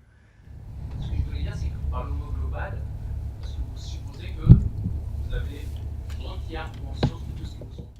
Non, mais du coup, ça suppose que vous avez une connexion avec des équipes, des gens qui ont les autres métiers et qui, en fait, accompagnent votre technologie pour qu'elle soit effectivement appropriée et que les gens se l'approprient. Et donc, ça veut dire qu'on ne peut plus penser le rêve qui est « je travaille sur une technologie, j'ai remplacé mes transistors par mes nanotechnologies, je suis avec un nouveau modèle qui est plus flexible, etc. Je démontre qu'il marche sur telle application. » Il n'est pas achetable comme ça par l'industrie. Pour qu'il puisse être achetable et qu'il devienne un marché, il faut que vous soyez une équipe. Il y a cette notion et une équipe très élargie. Il y a des métiers qui ne sont pas les vôtres, en fait, qui sont les métiers, y compris de ceux qui vont avoir à évaluer dans la réalité ces systèmes, parce que c'est comme ça qu'elle va rentrer sur le marché et qu'elle va être utilisée. Alors, c'est des pas qu'on fait depuis le début de l'âge de la technologie, mais sauf que maintenant, c'est très compliqué, quoi. Et puis, on est à des niveaux vraiment de bascule. Vous êtes sur des technologies qui vont faire basculer le système. On n'est plus sur des technologies qui le font simplement progresser. On a été longtemps sur des systèmes qui progressaient par incrémentation en gardant la même vision globale. Mais là, vous perturbez la vision globale. Et quand vous perturbez la vision globale, il faut un accompagnement. Ça se fera, hein. Simplement, je vous l'ai dit, ça peut se faire dans 3 ans, mais simplement parce que vous perturbez la vision globale, il peut y avoir des freins, ça peut se faire que dans 15 ans. Il peut y avoir un retard à l'allumage qui fait que, malgré que la techno soit là, on ne la passe pas au niveau industriel pendant 5 ans ou 10 ans, ou qu'on la passe que sur des niches. Et ça a été vu plusieurs fois déjà. Donc, et là, vous êtes vraiment sur des niveaux de technologie qui ont une énorme potentialité de bascule de tout ce qui a été pensé en matière de sécurité. Y compris le fait que vous allez vous coupler à des systèmes qui avaient déjà fait un parcours pour être encore plus autonomes. Donc, une fois que vous aurez un parc mixte de voitures autonomes ou semi-autonomes, je pense qu'on mélangera hein, pendant les 5 ans qui viennent. C'est peut-être une des dimensions qui permettra de rentrer vraiment d'ailleurs dans le monde industriel de façon rapide. Hein. Vous aurez sur le poids de l'introduction de ces systèmes une réflexion qui dépassera très largement le composant. Hein. Y a vraiment, vous ne pouvez pas mettre une voiture dans un système ouvert sans une réflexion globale. C'est impossible. Vous ne pouvez pas faire que de la techno. Y compris être couplé avec les juristes sur... Bien sûr, vous ne serez pas à 10 moins 200. Hein, vous aurez prouvé que vous avez... Le mieux qu'on peut prouver aujourd'hui, et dans l'aviation, on est plutôt en tête de ligne, c'est sur des systèmes isolés non couplés à l'humain, c'est 10 moins 10. Et franchement, à 10 moins 10, la preuve, faut la croire. Hein. Donc, c'est des systèmes de pilote automatique et de redondance. Hein. Mais prouver du 10 moins 15, aujourd'hui, on ne sait pas faire. Quoi, hein. On n'a pas des techniques. Donc, si vous vouliez prouver ça pour rentrer sur certains marchés, il faut aussi développer les systèmes de preuves qui sont derrière, les donner aux gens qui ont ce métier. C'est ça l'approche globale. Hein. C'est se mettre avec des gens qui n'ont pas votre métier, mais qui utilisent votre techno pour la prolonger, puis la mettre dans les mains d'une industrialisation. Ce qui est l'objectif quand même. Hein. C'est en faire quelque chose, bien sûr.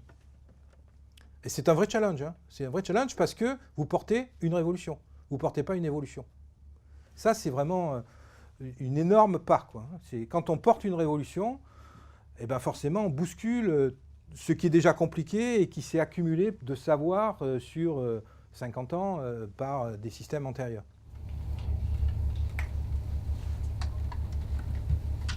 Oui.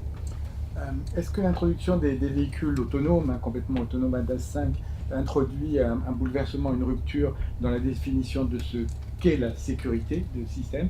Et en corollaire, est-ce que ça a un sens de comparer comment réagirait un véhicule autonome à une situation totalement inattendue, non prévue, et de comparer de comment elle réagit à comment un homme réagit lorsqu'il y a l'homme dans la boucle, lorsqu'il est susceptible de réagir et d'introduire une intelligence de reconfigurer. Est-ce que ça a un sens de comparer les deux? D'abord, il faudra passer ce cap parce qu'on vous imposera la comparaison. Simplement parce que les procédures n'ont pas été créées pour le nouveau système et donc on vous dira, on met en marche le nouveau système que s'il peut être comparé à l'ancien. Donc on vous l'imposera même si ça n'a pas un gros sens. Et du coup, il va falloir maîtriser cette mécanique de comparaison. Alors sur l'inattendu, évidemment, ça obligera sans doute à faire des systèmes assez prudents au départ en termes d'autonomie, qui vont plus vite vers le no-go et l'arrêt qu'il ne devrait y aller. Mais ça sera sans doute un pas nécessaire. Hein. Bon, après, je pense qu'il va y avoir des introductions assez rapides quand même. Hein, et les flottes vont avoir très vite une démonstration citoyenne. Et ça, c'est extrêmement sensible. C'est-à-dire que l'opinion de la population va se construire extrêmement vite. Vous partez sur une nouvelle technologie, vous avez un deuxième bénéfice, c'est celle des cycles, c'est qu'on vous pardonne les erreurs au départ.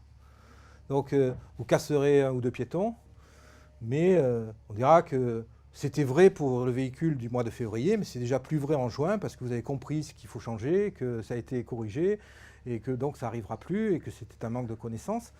Donc vous aurez une droit à l'erreur, une montée en puissance, et contrairement à des idées reçues, les citoyens s'habitueront très vite. Ça, on en est persuadé. Hein. Il y aura une très très rapide habituation, à partir du moment où c'est... Bon, on le voit pour des bus qui n'ont pas de chauffeur, des essais, ça marche très bien, il n'y a aucune angoisse. Et demain, pendant longtemps, on a dit les avions sans pilote, ça ne marchera pas du tout, mais c'est pas vrai. On mettrait des avions sans pilote avec simplement un responsable à bord au départ, et puis on démontrerait sur une ligne que ça marche. Les gens, ils renonceraient pas à prendre l'avion parce qu'on a déjà, dans une société, on est déjà prêt à ce passage. Alors après, évidemment, il ne faudra pas accumuler les accidents dès le départ, donc il faut mettre quand même en route des systèmes assez matures. Et puis, il faut le faire avec des boucles de prudence, c'est-à-dire, c'est ce que j'ai dit, au départ, ce ne sera pas des systèmes qui ont toute l'efficacité qu'on voudrait mettre dedans, parce qu'on les comparera et qu'on préférera être prudent. Bon, moi je vois pas d'obstacle à ça.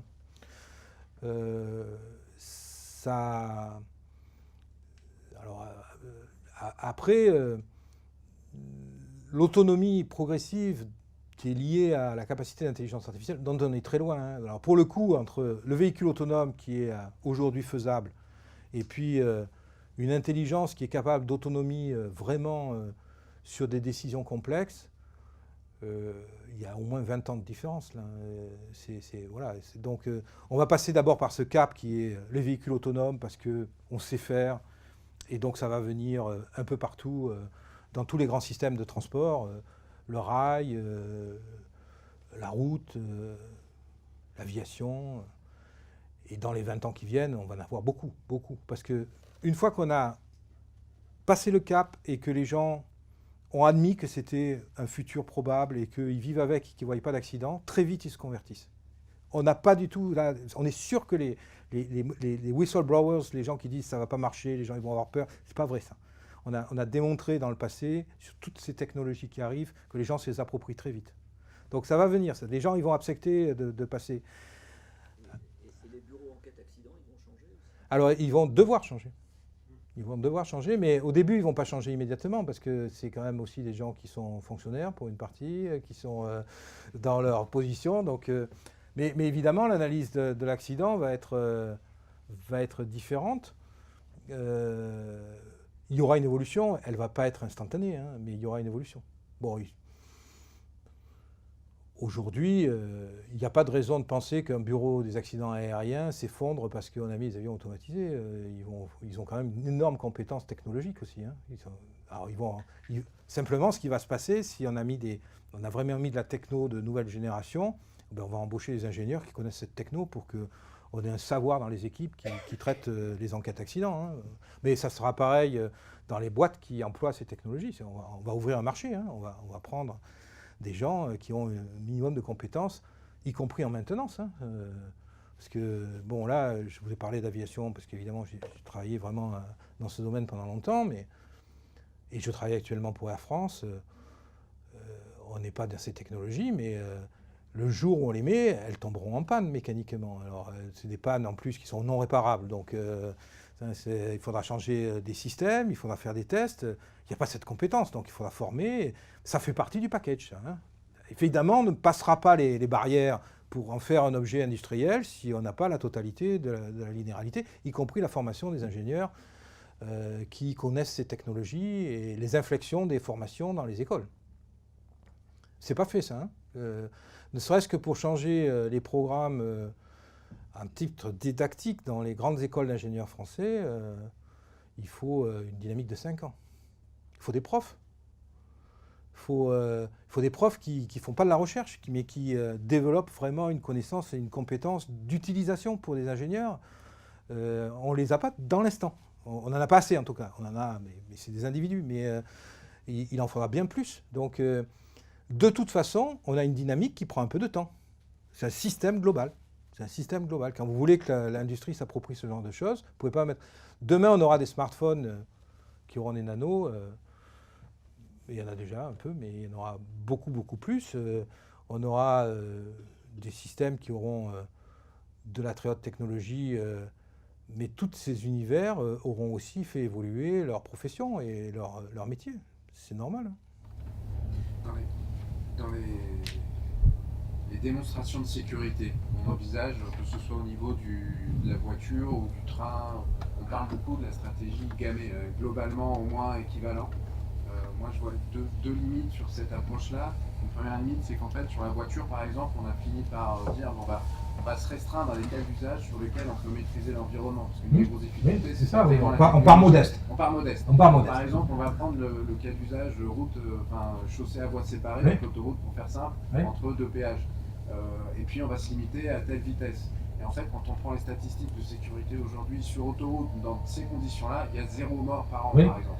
Donc ça va être difficile de faire, la démonstration même du globalement au moins équivalent, elle est pas évidente parce qu'on a tellement réduit finalement le cas d'usage qu'on n'a pas de chiffres. C'est un peu les indicateurs que vous disiez tout à l'heure. On est déjà au zéro. Donc, on est déjà au zéro. Donc si on parle là-dessus. Et puis l'autre point, c'est par exemple dans le cas du train, Globalement, au moins équivalent, aujourd'hui, on a un conducteur qui fonce à 200 à l'heure la nuit, donc il voit absolument pas du tout ce qui se présente à 200 mètres. De toute façon, il faut 3 km pour s'arrêter.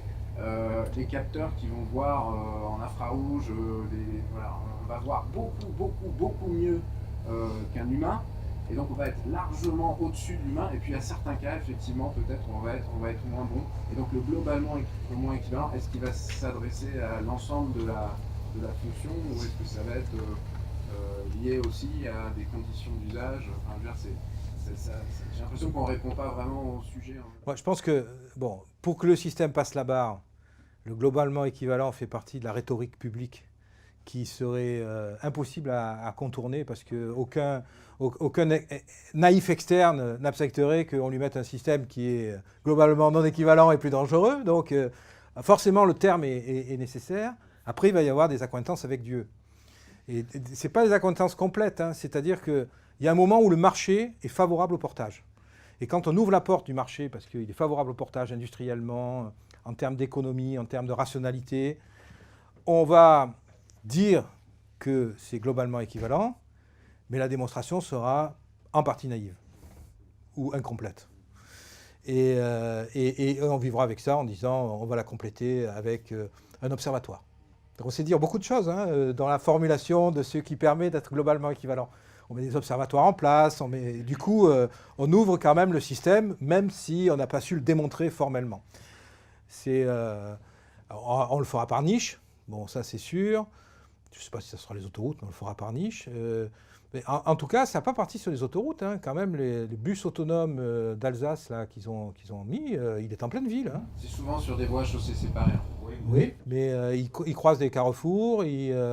Enfin bon. Il y a souvent des blocs en béton. Les voies sont des instrumentales qui portent quelques capteurs supplémentaires. Ouais. Ils croisent aucune intersection. Les lignes sont bien tracées, on sait par où ils passent. Oui, bien sûr. Non, on a réduit, on est sur une niche, mais on a déjà le véhicule. Et je pense qu'il y a une espèce d'hypocrisie sociale dans la démonstration de l'innovation qui est nécessaire, qui a toujours existé, qui est codée implicitement. Donc on sait par quel code on va passer pour passer la porte. Mais les mots seront quand même ce que vous avez dit, c'est globalement équivalent, parce que ce n'est pas possible de vendre un truc qui n'est pas globalement équivalent. Après, il y aura une hypocrisie surveillée, technologiquement surveillée, en disant, de toute façon, on n'est pas en capacité de faire une démonstration scientifique complète, mais on va expliquer qu'on fait l'observatoire, qu'on va surveiller pendant 1 an, qu'on va mettre des capteurs en plus, qu'on va regarder, et évidemment, l'accident, il ne va pas arriver la première année, on le sait. Il va arriver la 2e ou la 3e, c'est quand on généralisera. C'est-à-dire que dans la niche, on ne va pas avoir d'accident, mais comme on aura passé la frontière et qu'on aura après un outil... C'est exactement ce qu'on a eu sur les avions très automatisés, hein, quand on a... les tout premiers ont passé sans problème, et puis au bout d'un an, on a commencé à avoir la facture qui s'alourdissait, parce qu'évidemment, on a commencé à s'en servir. Et on a commencé à en avoir plus. Et donc, on a vu des problèmes qu'on n'avait pas vus tout de suite. Mais on était dans cette partie de la courbe où, oui, c'est dramatique d'avoir Upshine, oui, c'est dramatique d'avoir le Mont-Saint-Odile, oui, c'est dramatique d'avoir... Mais bon, on est au début. Et d'ailleurs, Airbus se dit, c'est l'avion le plus sûr du monde. Alors bien sûr, il y a eu des petits incidents au départ. En fait, la dimension la plus importante, finalement, elle est sociétale. Absolument. Parce qu'en termes de sécurité, tout ce que vous avez dit, les systèmes sont de plus en plus sûrs, mais effectivement, le paradoxe, c'est qu'on accepte de moins en moins. Oui. L'humain accepte de moins en moins. Oui, quand il y a un artefact, même à une occurrence 10-7. Oui, tout à fait. Les exemples que vous donnez, c'est exactement ça. Oui. Parce qu'on n'a pas une vision globale, pour le coup, de la dimension sociétale de la baisse, de l'augmentation des... Non, on a aussi des... Alors, c'est des humains quand même. Hein. Vous êtes humain, et puis dans la société, c'est des humains. Et c'est le paradoxe de la dernière victime. Ça rejoint ce que vous avez dit au début. Si. En plus, plus les accidents ont une occurrence faible, Oui. plus ils ont un taux de gravité... Et plus c'est injuste. élevé, plus c'est injuste, et du coup, plus ça a un impact C'est- fort sociétal. Pourquoi, alors qu'on vous dit que c'est hyper sûr, et que ça vous arrive à vous d'avoir un accident encore sur ce truc? C'est totalement injuste. Et d'ailleurs, en termes de compensation juridique, c'est la même loi. Hein. C'est vous payez pour le dernier accident tout ce que vous avez payé pour les précédents. Mais néanmoins, l'acceptabilité est quand même là, puisqu'on continue tous à prendre l'avion malgré les... Oui, alors, Paris, malgré- après, il y a... Et on sait très bien qu'on a moins de risques en termes de probabilité d'avoir un accident entre Oui. Paris Mais ça n'empêchera pas que, d'un point de vue juridique, ça sera... Nano, moulon en voiture. Oui, oui. Oui. C'est totalement vrai. C'est injuste. C'est globalement injuste. C'est globalement... Alors, le problème, c'est que vous arrivez avec des technologies à un moment où on est déjà sur des pentes extrêmement performantes, quoi. Donc, vous transférez de la responsabilité sur vos technologies, parce que ça, je vous le dis clairement, hein, plus vous mettez la technologie, plus vous transférez le pilotage dans le management et la conception du travail, et vous dépossédez finalement l'opérateur dont vous espérez plus grand-chose en matière d'intervention vraiment efficace. Ça ne veut pas dire que vous supprimez l'opérateur, mais en tout cas, il a moins de métier au sens ancien. Et donc, vous prenez aussi ce transfert de responsabilité, cette exposition juridique qui va avec, ces critiques qui peuvent aller avec. Moi, j'ajouterais une dimension importante qui est la médiatisation. Oui, bien sûr. Et c'est un axe fort, on ne le perçoit pas, mais aujourd'hui, les actualités se nourrissent. Bien sûr. Hein. Un accident chez Tesla aux États-Unis, c'est 15 jours de une en France. Hein, mais... On a un problème des mesures de risque aussi. Oui, mais parce que c'est juste une... Les matériaux, on arrive maintenant à vieillir des équipements, on arrive à avoir une certaine description de la probabilité. Par contre, pour l'intelligence artificielle, c'est quelque chose... Ça, un réseau de synapses qui fera 20 milliards de synapses et qui vieillit, je ne sais pas quelle théorie on a sur le vieillissement du réseau. Hein. Mais on ne sait pas le faire à cœur, mais ça fait partie des objets de recherche. Hein. Et évidemment, quand même, les gens qui sont en responsabilité de certification de tous ces objets, ils vont vous poser la question. Alors vous pouvez y échapper en partie. Vous pouvez dire, nous posons, exactement comme les batteries, nous posons des trucs qui ont une durée de vie de 2 ans, après on les change. Bon, c'est un coût, mais on ne les laisse pas vieillir, quoi, dans le fond. Ce qui est une manière au départ de contrôler le problème, c'est de dire, on ne prend pas de risque, on n'a pas de loi. On a un autre problème, parce que là, on a tout ce qui est fabrique des matériaux, on a le perte des vieillissement. Par contre, là, on a perte des situations qu'on n'a pas pris en compte. Et en plus, les décisions qu'on prend sont statistiques. Oui. Ça signifie qu'on n'a aucune mesure des risques. Oui. Alors, ça m'amène sur une autre question qui est le sujet de la métrologie. En fait. Parce que, en fait, cette histoire de globalement au moins équivalent, Paul tout à l'heure parlait du sujet du train autonome. Le train autonome pour lequel un pilote, un conducteur, voit très très loin en temps clair, très loin, beaucoup plus loin peut-être que ce que les capteurs aujourd'hui sont capables de faire. Il est capable de pronostiquer en plus même avec son intelligence que là il y a peut-être un feu, ce qui est un peu bizarre, pourquoi il y a un feu, il a l'air d'être aligné avec la ligne. Un truc qu'une intelligence artificielle aurait un mal de chien à Actuellement, oui, clairement. Voilà.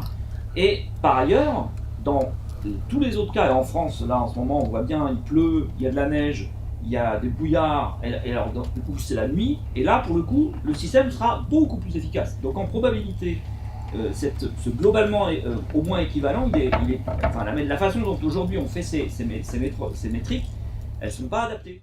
Oui, mais bien sûr. Mais tout le monde en a conscience. Et en même temps, je te dis, il y aura une hypocrisie derrière. C'est-à-dire qu'à un moment, on va pas changer toutes les métriques en même temps, mais il y a un travail qui doit accompagner en proposant de nouvelles métriques. Et on va faire une transition douce pendant laquelle on va dire, bon, on sait qu'on n'est pas très adapté. C'est la vision stochastique de la sécurité. Oui. Oui, c'est une vision stochastique, absolument. Ah non, c'est pas encore.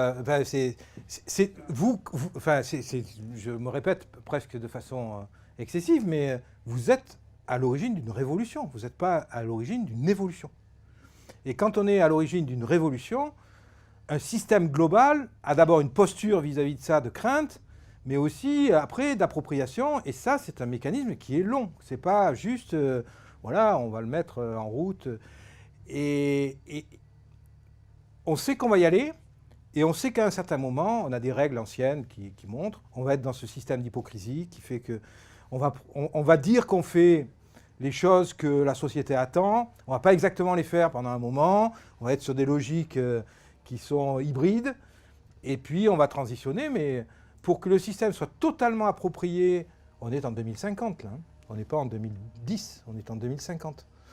Et vous aurez des choses que vous aurez... Alors, on a évidemment un autre problème, hein, dans le fond, c'est le problème évoqué avec le projet IBM, hein, c'est que dans cette logique-là, avec la vitesse d'évolution, des super projets, si la porte ne s'est pas ouverte au niveau société, c'est des projets de merde, parce que quand ils arrivent à maturité, ils ont la mauvaise technologie pour faire ce qu'ils prétendent, et de toute façon, on a mis l'argent, à part d'en avoir fait la pub, ça ne sert à rien, ça ne marchera jamais, et on est déjà ailleurs dans ce qui peut marcher. Et ça, il y aura beaucoup de cadavres dans les placards, donc ça va cadavrer. Hein, parce que la société va freiner un petit peu et puis jouer son hypocrisie pour faire la transition. Elle va le faire, hein, inéluctablement. Mais peut-être pas le mois prochain. Et il peut y avoir des portes qui s'ouvrent aussi, des opportunités, des porteurs. Tesla est un porteur, hein, quelque part. Hein, mais il peut y avoir... bon, aujourd'hui, qui prendra la production réelle des nanos? Est-ce que c'est STC ou est-ce que c'est les Coréens ou les Japonais ou les Chinois? Personne ne le sait, ou les Américains. Qui ouvrira les portes? Pour quelle application? Ça aussi, on ne le sait pas. Mais peut-être que ça ouvrira sur des choses qui sont plus faciles, hein, comme les téléphones, qui sont moins à niveau de risque. Hein. Donc peut-être qu'on ouvrira sur des technos où on embarque plein de choses, et puis après... On dit au public, voilà, on maîtrise, hein, il y a déjà des usines, il y a déjà... Donc on a commencé à faire de la métrique pour les téléphones et on va l'étendre pour les avions ou pour les trains. Donc on sait à peu près socialement comment ça va se faire avec simplement des univers de vitesse qui ne sont pas complètement pilotés parce que là, vous êtes vous-même dans un système qui va très très vite en conception et innovation avec un vieillissement immense des savoirs et bon, on peut considérer qu'à 5 ans de rang, une thèse, elle a déjà vieilli de la moitié, quoi. Il n'y a plus que la moitié de sa réalité qui est applicable.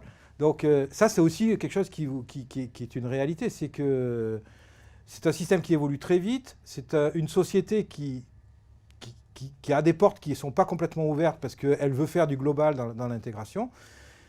Et à nouveau, ça renvoie à l'idée qu'il y aura des cadavres. Il y aura des trucs qui ont évolué pas dans le tempo de la société, et qui, après, malgré qu'il y ait eu 20 thèses et que c'était génial et que presque c'est eu un prix Nobel, ça n'aura pas de prix Nobel probablement, mais en tout cas ça aura beaucoup de reconnaissance, ça sera déjà dépassé quand la société aura ouvert la porte, et donc ça ne passera pas le cap.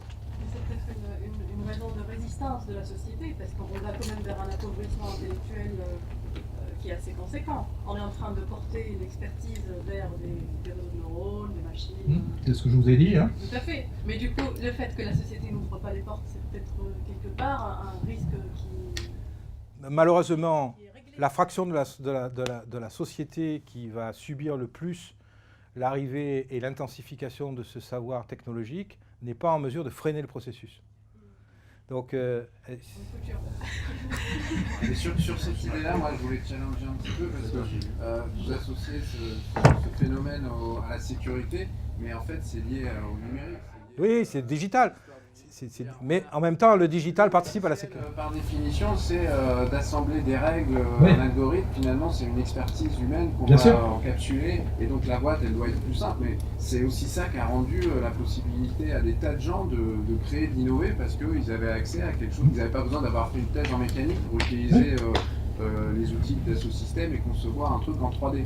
Et donc ça a développé aussi une intelligence chez l'humain qui est extraordinaire. Oui. On peut aussi voir que démocratisation des outils crée des opportunités. On a, bon après je ne vais pas rentrer dans les grandes théories sur l'impact de la technologie sur l'emploi et du digital sur l'emploi. Hein. Il y a une énorme littérature là-dessus, mais bon, on a quand même des modèles anciens. Hein. C'est vrai que... si on prend les moines copistes, ils étaient l'intelligence de l'écriture pendant des millénaires, les moines qui recopiaient les livres. Il est arrivé Gutenberg. Tout ce qu'il faisait, s'est écroulé en un univers de 50 ans. Hein. On a tué... Et par contre, alors, ce métier est mort, mais Gutenberg a créé un métier qui, lui, a créé 1000 emplois. Donc, vous allez créer de l'emploi. C'est évident que les nouvelles technologies vont créer un flux d'emplois. C'est quand même évident que...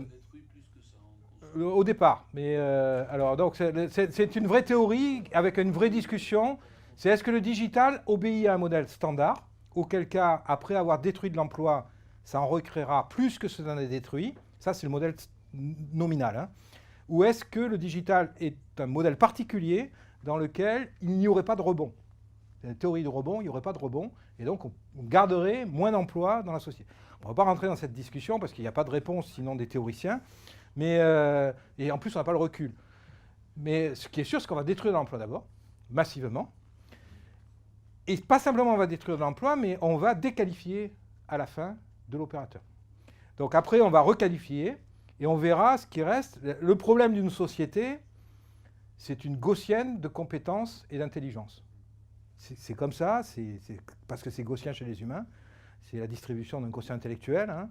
Et donc, vous avez 20% de la société qui est difficile il faut la faire vivre, mais qui est difficile à mettre dans le système. Donc, il faut penser comment... Il ne faut pas penser comment on va transformer des opérateurs qui sont déjà formés sur une chose à des opérateurs qu'on formera à autre chose. Ça n'y arrivera. C'est juste une question de compétences à redistribuer, de savoir. Bon, ça se fera, ça.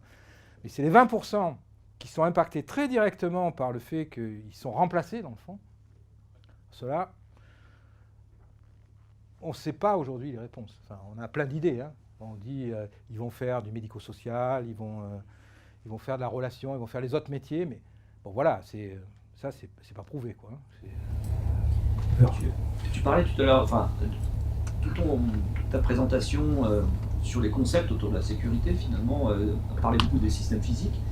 Les systèmes numériques, et nous à l'IRT, on a une partie de notre activité sur la cybersécurité. Est-ce que les mêmes concepts sont utilisables? Est-ce qu'il n'y a pas de spécificité particulière par rapport à la réflexion par rapport à la cybersécurité? Le problème majeur de la cybersécurité en matière de sécurité, c'est que c'est un système conçu dans l'opacité pour être opaque. Et la sécurité, c'est un système conçu dans la transparence pour être lisible. Et alors, on a un problème de cousinage de ces deux concepts. C'est que d'un côté, on a un système qui doit rester opaque, mais dont l'opacité est contraire aux règles de la sécurité, puisque la sécurité, c'est de savoir comment se comporte le système et de contrôler son comportement. Et donc ça, c'est un vrai problème de fond sur, d'abord, les directions qui prennent les deux domaines, de plus en plus, parce que c'est des domaines qui ont des philosophies et des logiques totalement antagonistes. Et si on les laisse séparer, après, c'est quel comportement spécifique on donne au système de cybersécurité. Jusqu'où on lui donne de l'autonomie et de l'opacité, et jusqu'où on lui confie des choses qui sont des choses qui n'ont pas de supervision, ce qui est quand même la base d'un système sécurisé. C'est un paradoxe, mais la cybersécurité, c'est aussi un potentiel de risque. Donc, c'est comment on surveille la cybersécurité qui elle-même prend comme dogme de couper toute surveillance et de travailler avec... Vous avez quand même en cybersécurité la surveillance monitoring aussi. Par contre, la différence majeure pour moi, c'est la question des crimes. Oui. Vous avez des gens qui, de manière explicite et intentionnelle, essaient de perturber.